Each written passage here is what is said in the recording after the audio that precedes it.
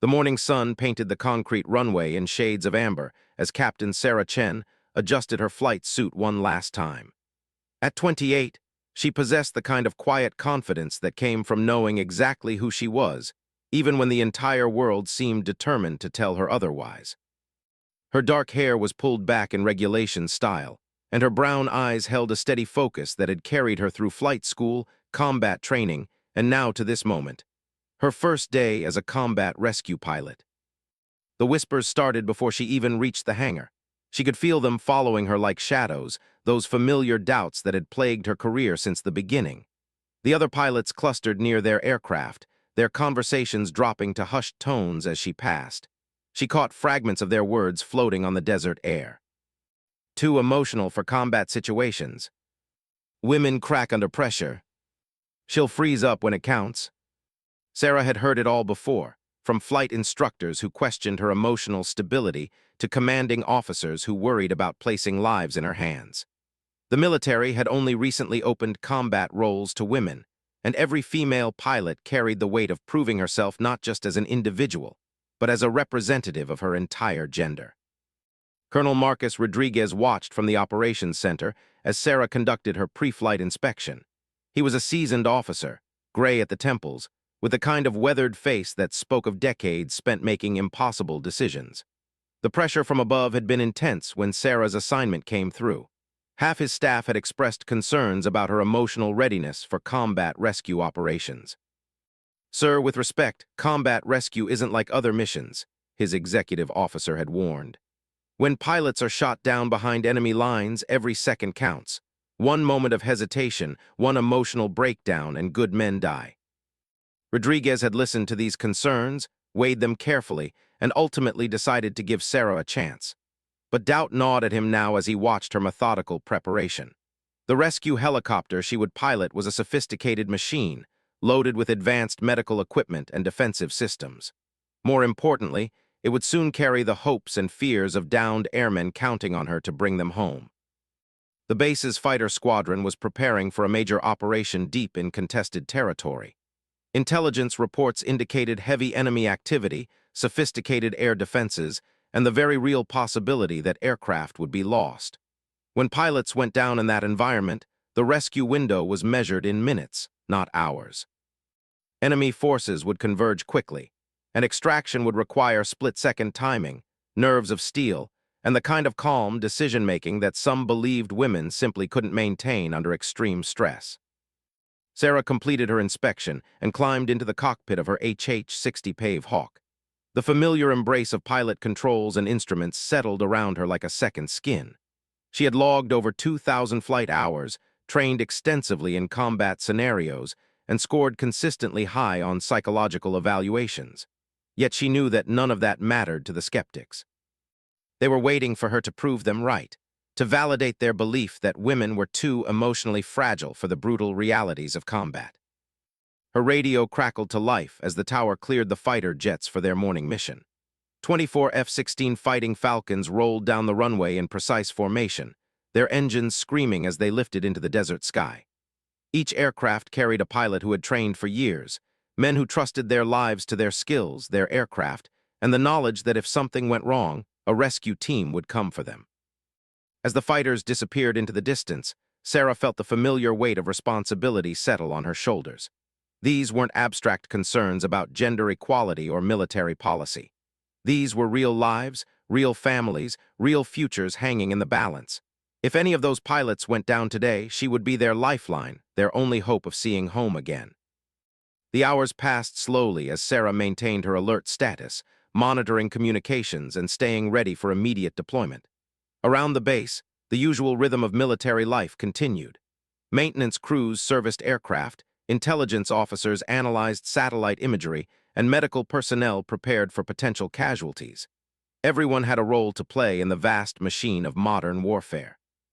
But beneath the routine efficiency, Sarah sensed an undercurrent of tension. The other rescue pilots treated her with professional courtesy, but she could feel their reservations. They had seen her training scores, knew her capabilities on paper, but combat was different. Combat revealed things about people that no amount of simulation could predict. Her co-pilot, Lieutenant Jake Morrison, was a young officer fresh from advanced training. He possessed enthusiasm and technical skill, but lacked the experience that came from actual missions. The crew chief, Sergeant Maria Vasquez, was a veteran with steady hands and an encyclopedic knowledge of aircraft systems. The pararescue jumper, Staff Sergeant David Kim, had completed multiple combat deployments and could provide medical care under the most challenging conditions. Together, they formed a rescue team trained to operate in the most dangerous environments imaginable. They would fly into enemy territory, often under fire, to retrieve downed airmen. The work required precision flying, tactical awareness, and the ability to function effectively while people were shooting at them. It demanded exactly the kind of emotional control and combat readiness that Sarah's critics claimed she lacked. As afternoon approached, the radio traffic grew more intense. The fighter mission was encountering heavier resistance than expected. Enemy surface-to-air missiles were active, and several aircraft had already reported damage from anti-aircraft fire. The pilots' voices carried new tension as they called out threats and coordinated their attack runs. Sarah found herself listening intently to every transmission, her mind automatically calculating response times and extraction routes. She studied the tactical display showing the fighters' positions, memorizing the terrain and identifying potential landing zones. If someone went down, she wanted to be ready to launch immediately. The skeptics around the base were watching her too, looking for signs of the emotional instability they expected. Would she become too invested in the radio chatter? Would the stress of waiting for a potential rescue mission cause her to make poor decisions? These were the questions that followed her every move, the doubts that shadowed her every action. But Sarah had learned to channel those doubts into focus. Every criticism had made her train harder, study longer, and prepare more thoroughly. She had turned skepticism into motivation, using others' lack of confidence as fuel for her own determination. Today would be her chance to prove that emotional strength wasn't about suppressing feelings. It was about maintaining clarity and purpose despite them. The radio crackled with a transmission that made everyone in the operations center freeze. One of the fighter pilots was reporting damage, his voice tight with controlled urgency. His aircraft had taken a direct hit from a surface-to-air missile, and he was losing altitude rapidly. The pilot was attempting to reach friendly territory, but it was unclear whether his damaged plane would make it. Sarah felt her heart rate increase, but her hands remained steady on the controls. This was the moment she had trained for, the test that would define not just her career but her identity as a combat pilot. The voices around the operations center grew sharp with tension as officers tracked the damaged aircraft's trajectory. Colonel Rodriguez moved to the communications console, his expression grave. The damaged fighter was still airborne, but barely. The pilot was reporting multiple system failures and a rapidly deteriorating situation. If the aircraft went down, it would happen deep in enemy territory, far from friendly forces and close to concentrations of hostile troops. Sarah watched the tactical display with intense concentration, already plotting potential rescue routes in her mind. The terrain was challenging, with limited landing options and multiple threats. Any rescue attempt would require flying directly into the heart of enemy-controlled airspace, where sophisticated air defenses and hostile ground forces would be waiting. As the situation developed, Sarah realized that this would be more than just her first combat rescue mission. It would be a defining moment that would either validate her place in combat aviation or confirm every doubt that had ever been raised about her emotional readiness for war. The pressure was immense, but she felt something unexpected settling over her, a deep calm that came from knowing she was exactly where she belonged, doing exactly what she was meant to do. The radio transmission that changed everything came at 13:47 hours. Captain Mike, Viper, Thompson's voice cut through the static with the kind of professional calm that only came from years of training, even as his world was literally falling apart around him. Mayday, mayday, mayday. Viper 2-1 is going down. Repeat, Viper 2-1 is going down. Engine failure, hydraulics gone, approximately 15 miles northwest of Checkpoint Delta. Sarah's hands moved to her controls before the transmission ended. Around the operations center, organized chaos erupted as personnel scrambled to coordinate the rescue effort. But in her cockpit, time seemed to slow down. Every system check, every radio call, every decision point stretched out with crystal clarity. Rescue 1, this is Control, Colonel Rodriguez's voice came through her headset. Prepare for immediate launch. We have a pilot down in hostile territory. Rescue 1 copies. Ready for launch, Sarah responded, her voice steady as bedrock. Behind her, her crew was already moving through their emergency procedures with practiced efficiency. Lieutenant Morrison began inputting coordinates while Sergeant Vasquez completed final system checks. Staff Sergeant Kim prepared his medical equipment and survival gear. The intelligence briefing came rapid fire through her headset. Viper 2-1 had gone down in a valley known to be heavily patrolled by enemy forces. The area was surrounded by hills that would make approach difficult, and recent intelligence suggested the presence of portable surface-to-air missile systems. Enemy response time to a downed aircraft was estimated at less than 20 minutes. Sarah absorbed the information while running through her mental checklist. Fuel status, weapon systems, defensive countermeasures, medical supplies, everything had to be perfect because there would be no second chances. In the back of her mind, she was aware of the weight of everyone's expectations, but she pushed those thoughts aside. Captain Thompson was sitting in hostile territory right now, probably injured, definitely scared, counting on her to bring him home. Rescue 1, you are cleared for immediate takeoff. Weather is clear, winds light and variable. Be advised that enemy activity in your target area is assessed as high. The Pave Hawk lifted off the runway with a power that Sarah could feel in her bones. As the base fell away below them, she caught a glimpse of the operations center, where Colonel Rodriguez and his staff would track their every move. Some of those faces wore expressions of concern that had nothing to do with the mission's obvious dangers. They were worried about her, about whether a woman could handle the emotional and physical demands of flying into combat to save a life. The flight to the crash site would take 18 minutes at maximum speed. During that time, enemy forces would be converging on Captain Thompson's position. Intelligence estimated that hostile troops could reach the area in 12 to 15 minutes, which meant Sarah's window for a successful rescue was closing rapidly. As they flew deeper into contested airspace, the radio chatter became more intense. Other aircraft in the area were reporting increased anti-aircraft activity. Surface-to-air missiles were being fired at anything that moved, and enemy fighters were scrambling to intercept any rescue attempt. Rescue 1, be advised that enemy fighters are airborne. 2 MiG-29s heading southeast toward your position. Recommend you proceed with extreme caution. Sarah acknowledged the warning while adjusting her flight path. The Pave Hawk was fast and maneuverable, but it was no match for enemy fighters in direct combat.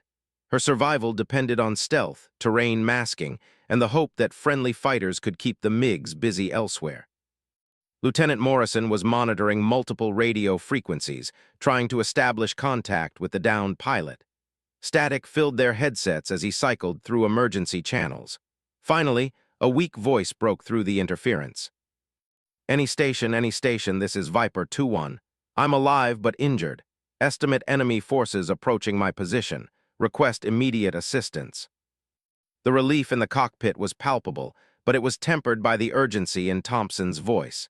He was conscious and communicating, which was good news. But enemy troops were closing in, which meant they had minutes, not hours, to complete the rescue.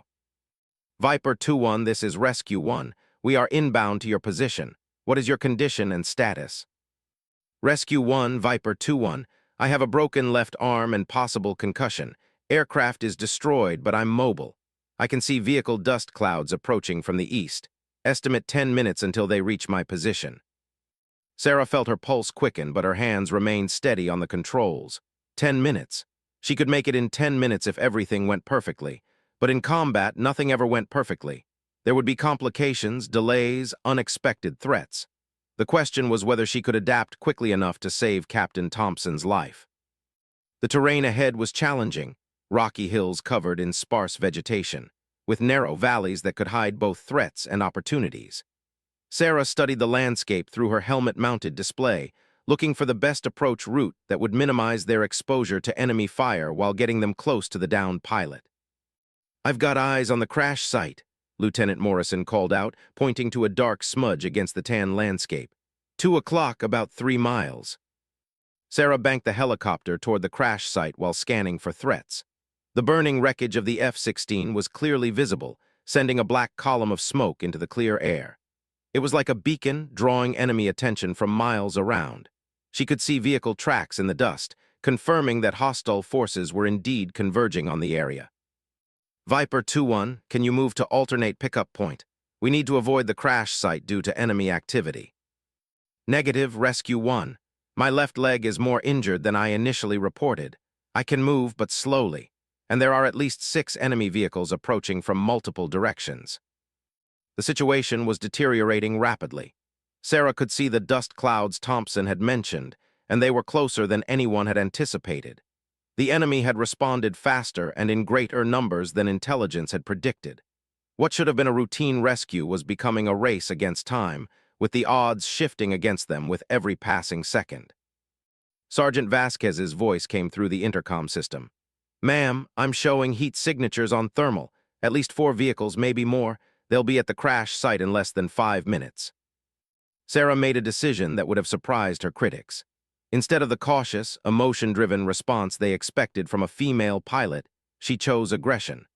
Rather than circling the area looking for a safe approach, she pointed the Pave Hawk directly at the crash site and pushed the engines to maximum power. "We're going in hot," she announced to her crew. Morrison prepped the suppression systems, Vasquez armed defensive countermeasures. Kim, be ready to go the second we touch down.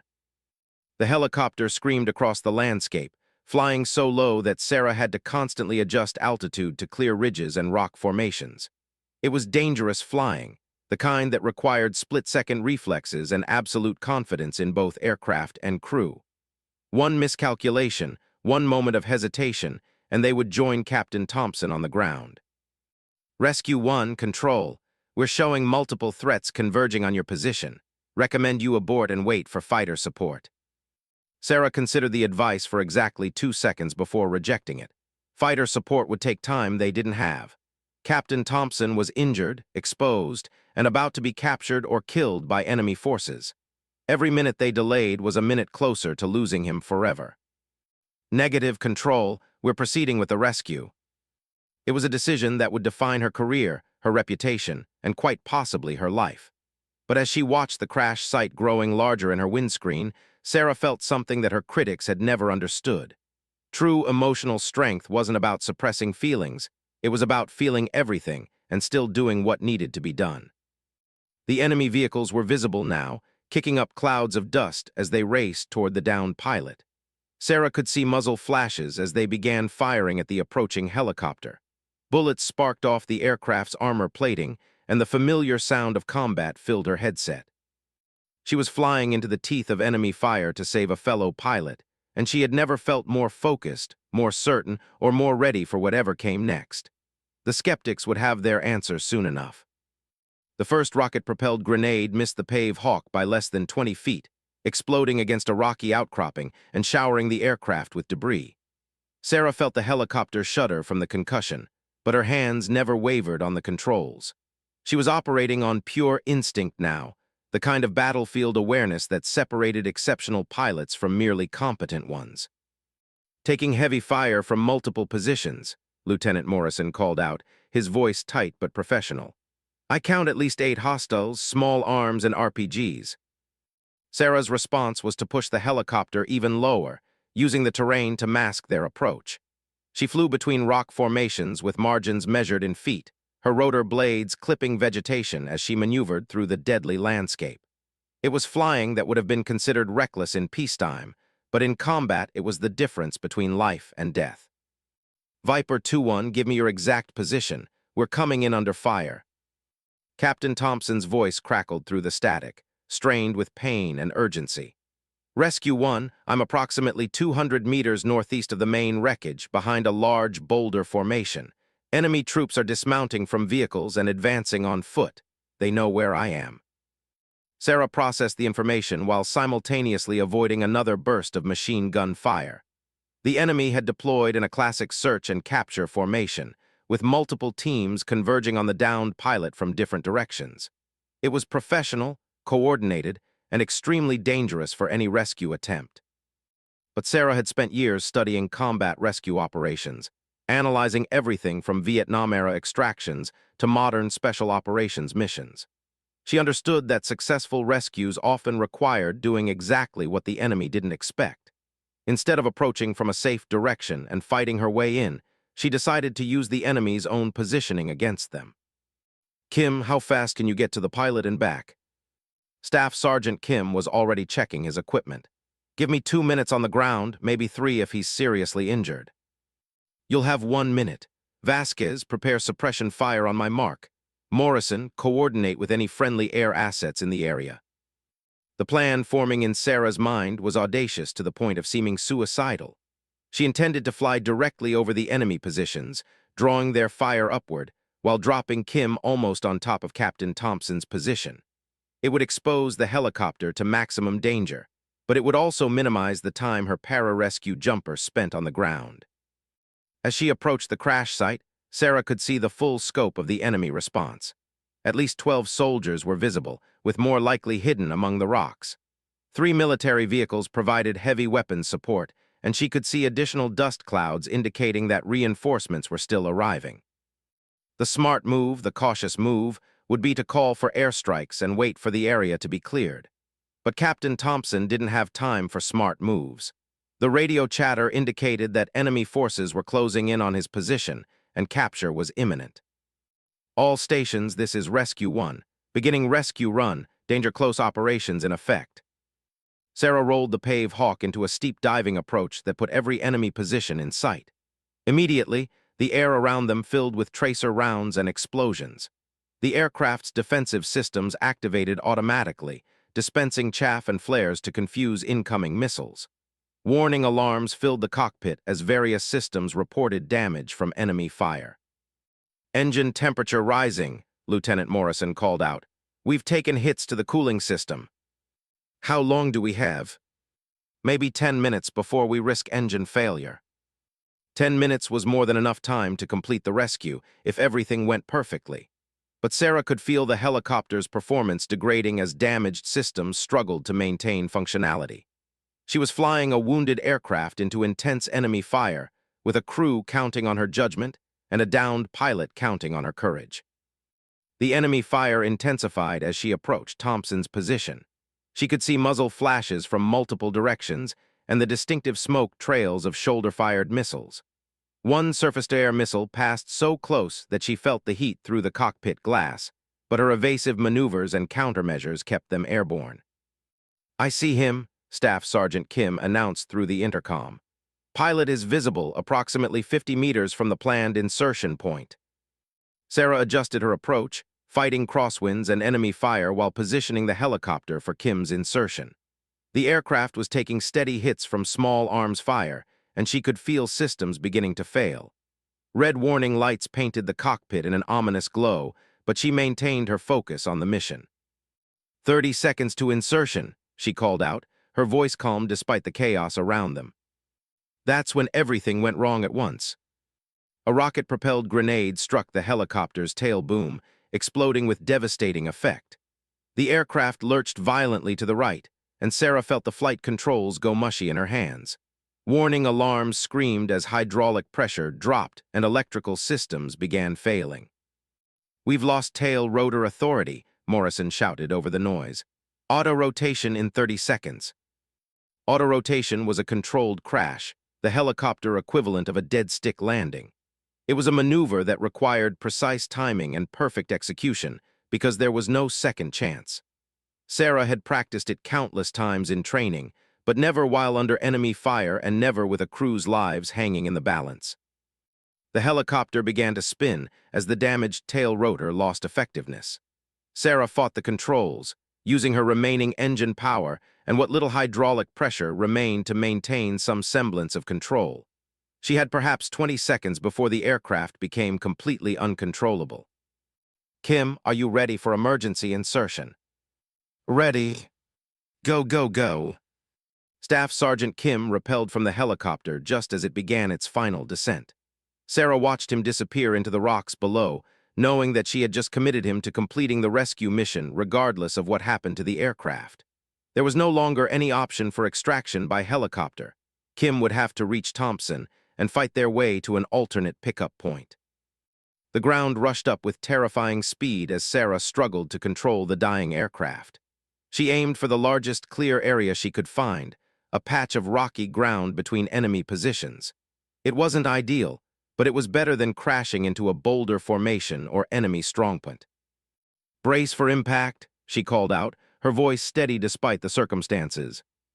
The pave hawk hit the ground hard, bouncing twice before settling into a broken heap of twisted metal and smoking electronics. Sarah felt the impact through her entire body, but her harness and seat absorbed most of the shock. Around her, the cockpit was filled with dust and the acrid smell of burning components. "Everyone alive?" she called out, checking her crew. "Morrison here, banged up but functional.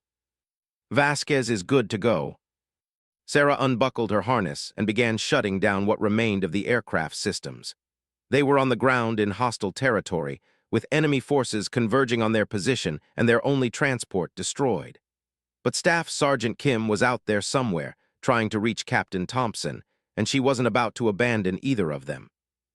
Grabbing her rifle and survival gear, Sarah prepared to do something that would have shocked her critics even more than her decision to attempt the rescue. She was going to leave the relative safety of the aircraft and move across enemy-held terrain to support her pararescue jumper and the downed pilot.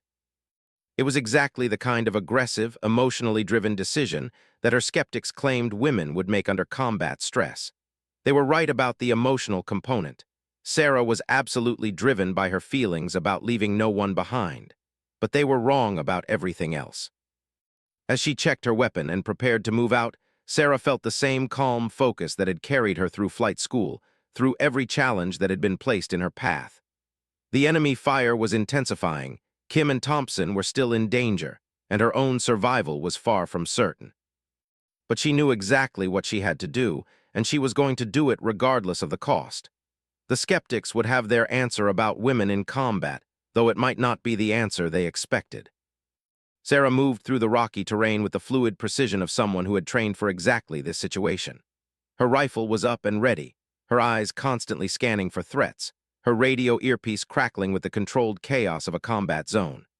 Behind her, the smoking wreckage of her helicopter drew sporadic enemy fire, but the main focus of hostile attention was shifting toward the area where Captain Thompson and Staff Sergeant Kim were located.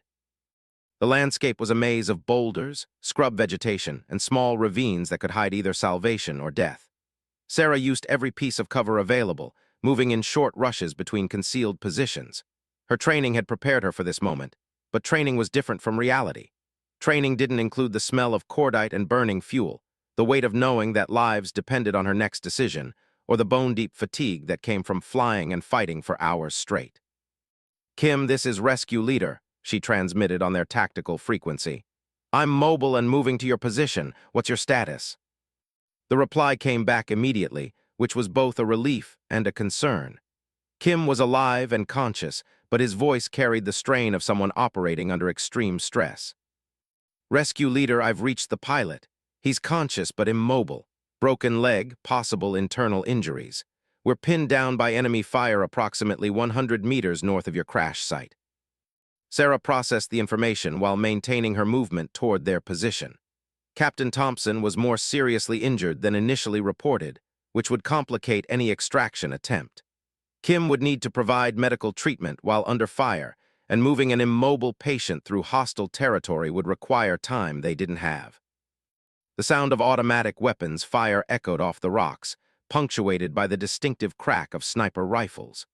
The enemy was conducting a systematic search of the area, moving in coordinated teams while maintaining supporting fire positions. It was professional military behavior, which meant they were dealing with experienced soldiers rather than irregular militia. Sarah's radio crackled with a transmission from the base. Colonel Rodriguez's voice cut through the static, carrying the authority of command and the weight of desperate concern. "Rescue 1, this is Control. We're tracking your position via satellite. Enemy forces are increasing in the area. We're scrambling fighter support, but they won't arrive for 20 minutes. Can you maintain position until extraction assets arrive?" 20 minutes might as well have been 20 hours. Sarah could already see enemy patrol groups moving systematically through the rocks, and it was clear that they would locate Kim and Thompson long before any relief arrived. The tactical situation was deteriorating rapidly, and conventional rescue protocols were no longer applicable. "Control, Rescue 1. Negative on maintaining position. We are proceeding with immediate extraction using available assets." There was a pause before Rodriguez responded, and Sarah could hear the frustration in his voice.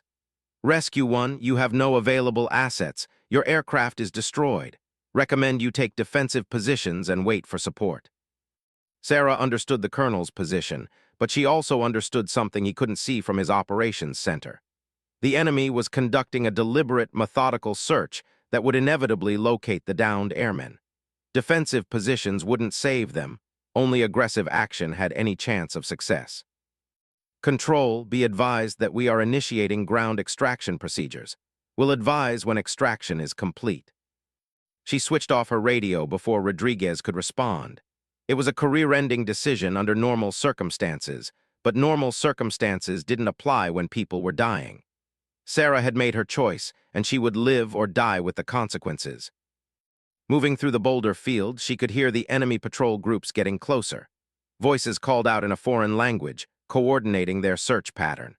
Occasionally, she caught glimpses of armed figures moving between the rocks, and she had to freeze in place until they passed.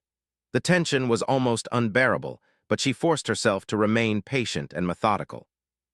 Her earpiece crackled with Kim's voice, now carrying a note of urgency that made her blood run cold.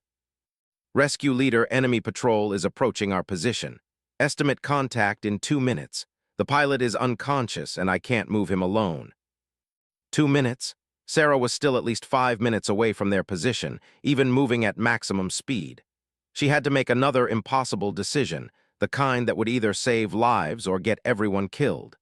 The kind of decision that her critics claimed women couldn't make under pressure. Instead of continuing toward Kim's position, Sarah turned toward the nearest enemy patrol. Her plan was simple, dangerous, and completely contrary to established rescue protocols. Instead of avoiding enemy contact, she was going to deliberately engage a hostile patrol to draw attention away from the injured pilot. It was a tactic that violated every principle of self-preservation and risk management, but it was also the only chance Thompson had of surviving the next few minutes. Sarah positioned herself on a small ridge overlooking the main approach route to Kim's position. She could see the enemy patrol moving below, 6 soldiers in combat gear carrying assault rifles and communications equipment. They were less than 50 meters from discovering Thompson and Kim, and their body language indicated they knew they were close to finding something important. Taking careful aim with her rifle, Sarah fired a single shot that dropped the lead patrol member instantly. The effect was immediate and dramatic. The remaining soldiers dove for cover while shouting into their radios for support. Within seconds, the entire enemy search pattern shifted toward Sarah's position. The response was overwhelming. Machine gun fire erupted from multiple positions, forcing Sarah to scramble for better cover as bullets sparked off the rocks around her. She had succeeded in drawing attention away from Thompson and Kim, but now she was facing the concentrated firepower of an entire enemy unit. Kim, you should have a clear window. Move now. Moving. Sarah continued to engage the enemy forces, firing carefully aimed shots whenever she could expose herself safely. She wasn't trying to win a firefight against superior numbers. She was trying to buy time for Kim to move Thompson to a more defensible position. Every second she could hold their attention was another second closer to possible salvation. The enemy response grew more intense as additional units moved to surround her position. Sarah found herself trapped on the ridge, with enemy forces advancing from 3 directions. Her ammunition was limited, her position was compromised, and she had no realistic prospect of escape. But Captain Thompson was alive, and that was what mattered. Her radio earpiece crackled with an unexpected transmission, not from Kim or the base, but from an unknown call sign. Any station in vicinity of grid 387,549, this is Reaper Flight. We are inbound for close air support. Mark your positions immediately. Fighter aircraft. Someone at the base had managed to divert air assets to provide support, despite the official timeline indicating they were still minutes away. Sarah felt a surge of hope as she grabbed her signal mirror and began flashing a recognition pattern toward the approaching aircraft. Reaper Flight, this is Rescue 1 on the ground. Friendlies are marked with signal mirror on the ridge. Enemy forces are in the boulder field to the north and east. Rescue 1, Reaper Flight has you visual. Keep your heads down. The first bombing run came in like the wrath of heaven itself. Precision-guided munitions struck enemy positions with devastating accuracy. sending shockwaves through the entire area.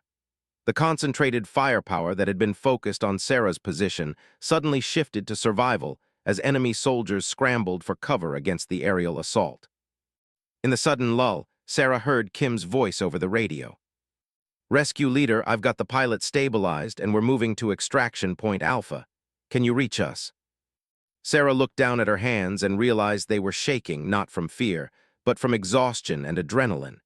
She had been operating on pure determination for the past hour, and her body was finally beginning to register the cost. But Thompson was alive, Kim was mobile, and air support had arrived. For the first time since the mission began, she allowed herself to believe that they might actually make it home.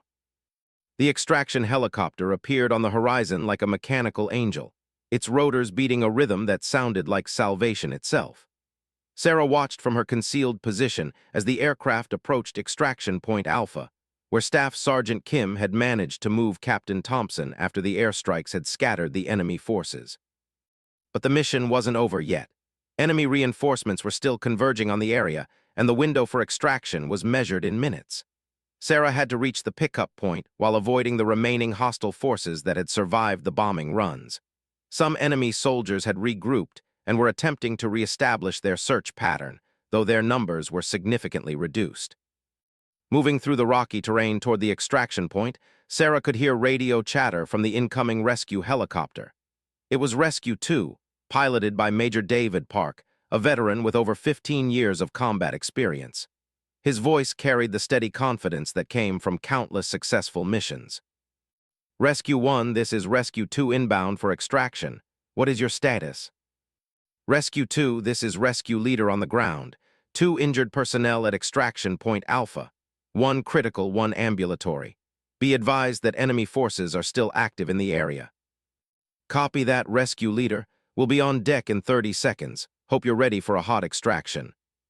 Sarah reached the extraction point just as the helicopter flared for landing.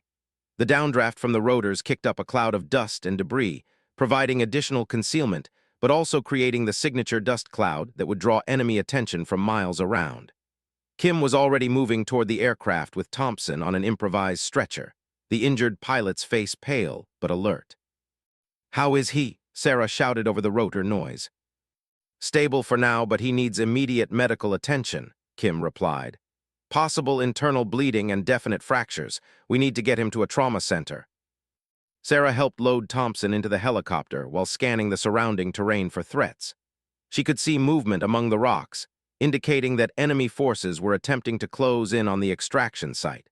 But the air strikes had bought them precious time, and the rescue was proceeding faster than she had dared to hope. As Thompson was secured inside the aircraft, he grabbed Sarah's arm with surprising strength. "Thank you," he said, his voice hoarse with pain and emotion. "I heard what you did out there, flying in when everyone said it was impossible, drawing fire to protect us. I owe you my life." Sarah squeezed his hand briefly before stepping back. "That's what we do. No one gets left behind." Lieutenant Morrison and Sergeant Vasquez had already boarded the rescue helicopter, both showing signs of their ordeal but walking under their own power. As Sarah climbed aboard, she felt the aircraft lift off immediately. Major Park wasn't taking any chances with a prolonged ground time in hostile territory. As the helicopter climbed away from the extraction site, Sarah caught her first clear view of the battle area they were leaving behind. The smoking wreckage of her Pave Hawk was still visible among the rocks, along with the scattered remains of enemy vehicles destroyed by the airstrikes. It looked like a battlefield from a war movie, except that the smoke was real, the destruction was real, and the lives that had hung in the balance were real. The flight back to base passed in a blur of medical attention and radio transmissions. Thompson was receiving emergency treatment from the rescue helicopter's medical crew, while base operations tracked their progress and prepared for their arrival. Sarah found herself staring out the window at the landscape passing below, her mind struggling to process everything that had happened. The radio crackled with a transmission from Colonel Rodriguez. "Rescue 2, this is Control. Medical teams are standing by for your arrival. What is the condition of your casualties?" "Control, Rescue 2. We have 1 critical injury requiring immediate trauma surgery and 3 walking wounded. Estimated arrival in 12 minutes. "Copy that, Rescue 2. Outstanding work out there." As they approached the base, Sarah could see the emergency vehicles positioned near the landing pad. Medical personnel, fire trucks, and security teams were all in position to handle whatever situation might develop. But she could also see something else that made her chest tighten with emotion: crowds of personnel lining the flight line, watching the rescue helicopter return. Word had spread throughout the base about the mission. Everyone knew that a female pilot had flown into heavy enemy fire to rescue a downed airman, that she had crashed her aircraft and continued the mission on foot, that she had engaged enemy forces to protect her crew and the injured pilot. The story was already becoming legend, but Sarah knew that the real story was simpler and more personal. A fellow pilot had been in trouble, and she had done everything in her power to bring him home. Gender hadn't mattered. Politics hadn't mattered. The only thing that had mattered was the fundamental bond between aircrew members, the promise that if you went down, someone would come for you.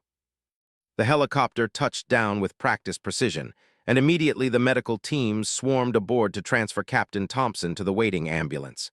He was conscious and stable, which was better than anyone had dared hope when the mission began. As he was loaded onto a stretcher, he caught Sarah's eye one more time and nodded, a gesture that conveyed more than words ever could.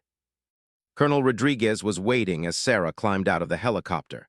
His expression was unreadable, which could mean anything from commendation to court-martial. She had violated orders, destroyed an expensive aircraft, and conducted an unauthorized ground operation in enemy territory. By conventional military standards, her actions were indefensible. But Captain Thompson was alive. "Captain Chen," the colonel said formally, "report to the operations center for debriefing in 1 hour. The investigation board wants a complete account of today's mission." "Yes, sir." As Rodriguez turned to leave, he paused and looked back at her. "For what it's worth, Captain, that was some of the finest flying I've seen in 25 years of military service. Unconventional, definitely. Reckless, probably, but effective beyond question." Over the following days, as Thompson recovered and the investigation board analyzed every aspect of the mission, something remarkable happened. The other pilots on the base began approaching Sarah differently. The skeptical glances were replaced by nods of respect. The whispered doubts about women in combat were replaced by requests for her input on rescue procedures and combat tactics. The investigation board ultimately concluded that Sarah's actions, while unorthodox, had been necessary given the tactical situation. Her decision to continue the mission after losing her aircraft was praised as an example of the kind of initiative and determination that define the best military aviators.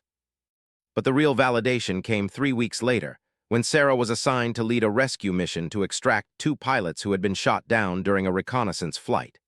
As she conducted the mission briefing, she looked around the room at the faces of her crew and support personnel.